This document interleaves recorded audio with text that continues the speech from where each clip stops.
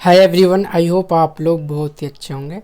तो second year student trade theory से related जो है 25 क्वेश्चन लेकर आया हूँ जो अक्सर एग्ज़ाम में पूछे जाते हैं। तो आइए स्टार्ट करते हैं आज के हमारे सबसे पहला क्वेश्चन नंबर 1 कि औजार और कटर ग्राइंडिंग मशीन का आधार यानी बेस बनाने के लिए किस सामग्री का उपयोग किया जाता है। ठीक है, तो ये जो है हमारा ग्रे कास्ट आयरन का उपयोग किया जाता है औजार और कटर ग्राइंडिंग मशीन का आधार बनाने के लिए। ठीक है, बेस। क्वेश्चन नंबर 2 है हमारा टूल और कटर ग्राइंडर। जो टूल और कटर ग्राइंडर में त्रिज्या, ठीक है, त्रिज्या यानी रेडियस व्हील टर्निंग अटैचमेंट का उपयोग क्या है। ठीक है, ये आपको बताना है कि जो रेडियस व्हील है उसको टर्निंग अटैचमेंट बताना है कि उपयोग क्या होता है। तो इसका जो हमारा सही आंसर हो जाएगा वो हो जाएगा 25 mm तक वांछित त्रिज्या के लिए व्हील ड्रेस करना। ठीक है, क्वेश्चन नंबर हमारा 3 है कि औजार और कटर ग्राइंडिंग पर केंद्र गेज क्यों प्रदान किया जाता है। जो हमारा टूल और कटर ग्राइंडर जो होता है उसके सेंटर पर गेज क्यों प्रदान किया जाता है। तो इसका देखिए यहाँ पे ऑप्शन चुनना है कि व्हील स्पिंडल और कटर किनारों को केंद्रित करने के लिए, स्पिंडल अक्ष को टेबल के साथ या व्हील की गति कम करने के लिए, तेज धातु हटाने के लिए। तो इसका जो हमारा सही आंसर हो जाएगा वो हो जाएगा 1 कटर किनारों को केंद्रित करने के लिए जो है इसका उपयोग क्या। क्वेश्चन नंबर हमारा 4 देखें कि ज्यामितीय यानी ज्योमेट्रिक सहिष्णुता को इंगित करने के लिए डेटम के प्रतिनिधित्व के लिए किस अक्ष का उपयोग किया जाता है। ठीक है, तो which letter use for the represent for datum for indicating geometric tolerance. ठीक है, इंग्लिश में कितना आसानी से समझ आ गया। तो इसका जो हम करते हैं ए से जो है इसको हम दर्शाते हैं यानी सिंबल दिखाते हैं। क्वेश्चन नंबर हमारा 5 है कि जीडी और टी की परिभाषित करना है। तो what is the definition of GD and T. ठीक है, डेफिनेशन आपको बताना है। तो इसका जो डेफिनेशन है वो आपका ज्योमेट्रिक डायमेंशन एंड टॉलरेंट है। इसका सही आंसर हो जाएगा आपका बी। ठीक है, क्वेश्चन नंबर हमारा 6 देखें कि M12 टेप की पिच क्या है। ठीक है, M12 की जो आपकी टेप होती है उसकी आपको पिच बतानी है। तो उसकी पिच होती है 1.75 में, यानी इसका सही आंसर हो जाएगा बी। क्वेश्चन नंबर हमारा 7 है कि बोर डायल गेज के साथ अलग अलग छेदों को सटीक रूप से मापने के लिए क्या उपयोग किया जाता है। तो डायल पर विभाजन, ठीक है, या आंतरिक परिवर्तन मापने, छड़ या स्लाइडिंग प्लंजर या सेंटरिंग। तो इसका जो हमारा सही आंसर हो जाएगा वो हो जाएगा हमारा 1। आगे देखते हैं क्वेश्चन नंबर है हमारा 8। ये जो है ज़्यादातर पिछले 3-4 साल से ये जो है क्वेश्चन रिपीट हो रहा है। तो इसको जो है सही से देख लें कि एक्स के रूप में जो है डायल, ये जो इंडिकेटर है ये आपको बताना है कि जो एक्स के रूप में जो ये भाग दिखा रखा है इसको क्या कहते हैं। तो इसको कहते हैं हम स्टेम। सही आंसर हो जाएगा बी। क्वेश्चन नंबर 9 है कि गियर टूथ वर्नियर कैलिपर की सबसे जो है लिस्ट काउंट आपको बतानी है वर्नियर।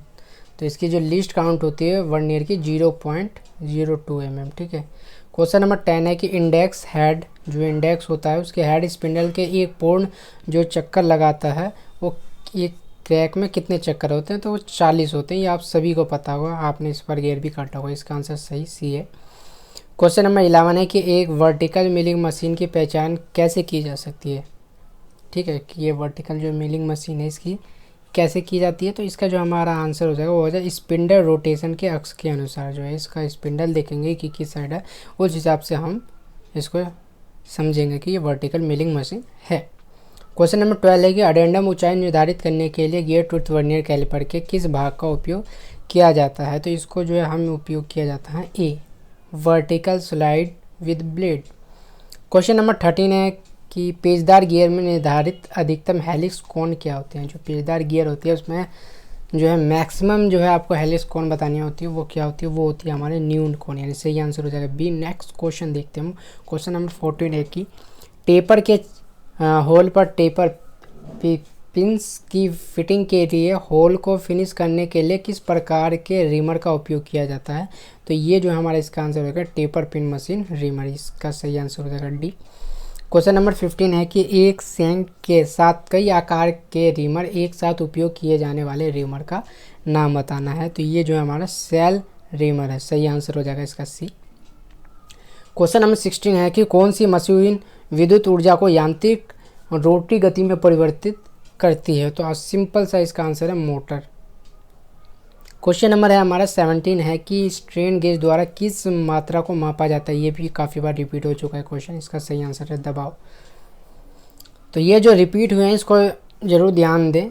फोटो इलेक्ट्रिक सेंसर की निकटता संवेदन सीमा क्या है। तो इसकी जो हमारी संवेदन सीमा होती है 1 mm - 60 mm। ठीक है। क्वेश्चन नंबर जो है हमारा 19 है कि कार्टेशियन कोऑर्डिनेट में किस क्वाड्रेंट में x और y दोनों को धनात्मक यानी प्लस मान होगा। तो जो होगा वो होगा आपका फर्स्ट में। सही आंसर डी। क्वेश्चन नंबर जो है 20 है कि किस जी कोड का वर्णन अधिकतम स्पिंडल गति सेटिंग है। Which the G code the description है the maximum spindle speed setting. ठीक है। तो इसका जो सही आंसर होगा G15 के अंतर्गत। क्वेश्चन नंबर 21 देखें कि 2 - 5 mm की कट की गहराई यानी 2.5 mm की गहराई के लिए कौन सा कार्यक्रम दिया जाएगा। यानी कौन सी ये जो 2.5 mm को हमें डेप्थ देनी है उसके लिए कौन सा कार्यक्रम दिया जाएगा। यहाँ पे जो इनके कोड दिखा रखे हैं तो इसका जो हमारा सही आंसर हो जाएगा वो हो जाएगा 1। या आप खुद भी करके देख सकते हैं।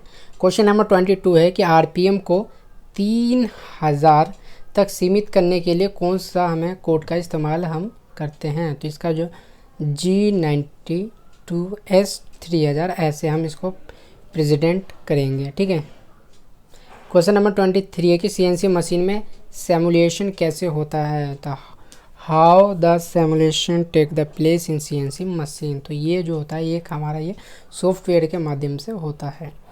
क्वेश्चन नंबर 24 देखें कि what is the symbol identity. प्रतीक पहचान क्या है। यहाँ पे देखें तो ये जो है हमारा ये है आपका स्पिंडल स्टॉप का जो है ये चिन्ह है। आपने देखा होगा अपनी CNC मशीन में। 20 जो है आप यहाँ पे देखें कि 25 है क्वेश्चन। टूल क्षेत्र पर टूल क्षेत्र बिंदु से टूल टिप तक की जो हमारी जो दूरी होती है उसको हम कहते हैं टूल ऑफसेट। ठीक है। तो ये जो है आज के 25 क्वेश्चन है जो कि अक्सर एग्ज़ाम में पूछे जाते हैं। ठीक है। तो जो भी स्टूडेंट न्यू है चैनल को सब्सक्राइब कर दे ताकि आने वाले जब भी हमारी वीडियो रहेगी आप तक टाइम टू टाइम पहुंच सके।